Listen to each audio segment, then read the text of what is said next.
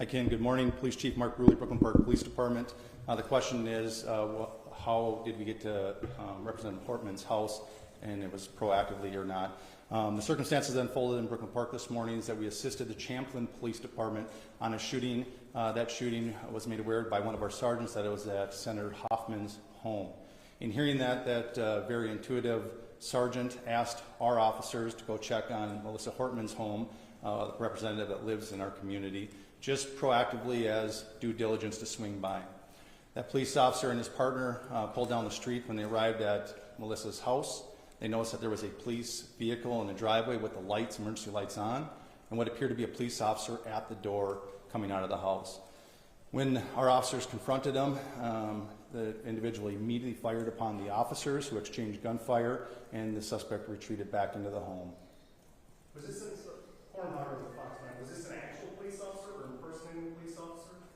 Yes, the question is, was it a real person or a person impersonating a police officer? It was not a real police officer. This is somebody that clearly had been impersonating a police officer, again, using the trust of this badge and this uniform to manipulate their way into the home. So Chief Bruley, janitorial care 11, the person not only was wearing a badge posing as a police officer, when they approached their victims, they had a car with lights and sirens?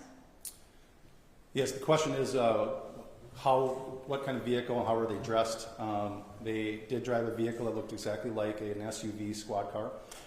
It was equipped with lights, emergency lights that looked exactly like a police vehicle. And yes, they were wearing a vest with taser, other equipment that would, a badge very similar to mine, that no question, if they were in this room, you would assume that they are a police officer.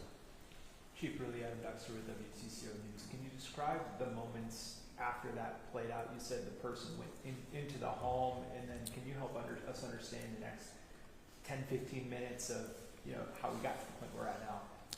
Yeah, briefly, although I'm just going to remind us that this is an absolutely active investigation. We have thousands of people sheltered in place in the city of Brooklyn Park right now. We are in an extensive manhunt involving hundreds and hundreds of police officers and SWAT teams searching, gridding off areas, as we believe confidently the suspect had fled out the back of the house after being confronted by the police.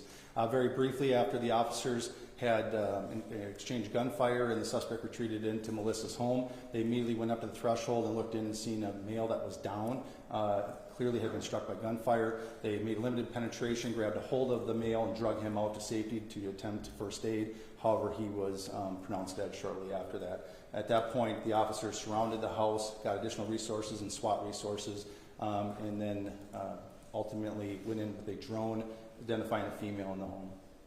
How far apart are the two scenes? About 8 miles? I would say, yeah, somewhere around 5 or 6 miles apart. How much do you know about did the person that was impersonating an officer who allegedly shot these people, did they knock on the door and people came to the door, or did the person break into the home? Yeah, it was knocking on the door and asking the person to come out, absolutely impersonating a police officer. Okay. Do you all have the suspect's car? We do have the suspect's car. Suspect is on foot. That is what the large-scale search is currently going on. I just remind residents of Brooklyn Park, I know it's been a long time, but those that are in the grid that we gave the alert out to continue to shelter in place. We're also reminding them that if somebody comes to the door and they knock on the door and claiming to be a police officer, please do a couple of things. One, call 911 and confirm that the officer belongs there. If they are a police officer, dispatch will be able to confirm that that person is a police officer. Also, we've informed all our officers in Brooklyn Park that they are not to approach anybody by themselves. They're to approach in pairs, meaning 2 officers. So if there's only 1 officer outside the door, do not answer the door and call 911. If it's a Brooklyn Park police officer or any of our partners that are assisting, they will come in pairs of 2 or more. Do you guys have detained someone? I'm sorry, 1 at a time. Do you know if the gunman said anything, like when he knocked on the door, did he say anything to like Senator Hoffman or anything? We do know that he did, but I'm going to hold that back as part of the investigation right now. You guys did detain someone for information? Is that accurate? This is a very large-scale search, so we have detained several people and questioned them, but we do not have anybody in custody at this time. I know you may not want to identify that person publicly, but have you privately identified the suspect? We have people of interest that we are looking for. Michelle Griffith, Minnesota Reformer. Other than that, these are 2 Democratic lawmakers. Is there anything else to suggest that this is politically motivated? Again, I'm going to hold back most of the information. This is part of the investigation to be completed. This is rapidly evolving, just occurred a few hours ago, and we're trying to sort it out. We have partners from the FBI, the BCA, the Henry County Sheriff's Office, and almost every suburban agency in our community helping us with this. So it's very complex and working on it. What I will tell you, when we did a search of the vehicle, there wasn't a manifesto that identified many lawmakers and other officials. We immediately made alerts to the state who took action on alerting them and providing security where necessary. And that's about, I'll stop there. Chief, thank you very much. We're going to take one more question.